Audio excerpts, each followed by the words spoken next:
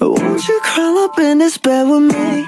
Cozy up in these sheets, girl. Turn whatever you please, yeah, yeah, look. Sampurasun sadayana. Aku akan mengajak kalian untuk berkeliling ke desa wisata Kampung Bungur. Kampung Bungur adalah destinasi wisata yang berada di Desa Jalatrang, Kabupaten Ciamis. Kampung Bungur ini memiliki luas sekitar 6 hektar tak jauh dari Gunung Sawal. Sejak dirintis tahun 2021, Kampung Bungur kerap dikunjungi anak-anak sekolah dari PAUD sampai SMA. Di sini terdapat peternakan yang berbentuk villa dan ada pula wisata pertaniannya. Yuk kita menelisik lebih jauh.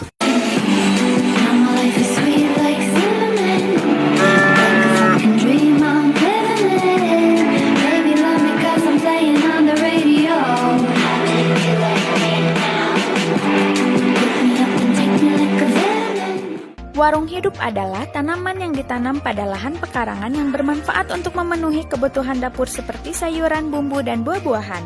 Apotek hidup adalah memanfaatkan sebagian tanah untuk ditanami tanaman obat-obatan untuk keperluan sehari-hari. Kampung Bungur memiliki fasilitas yang lengkap loh. Ada masjid, toilet, dan toko yang menyediakan oleh-oleh, serta fasilitas yang lainnya.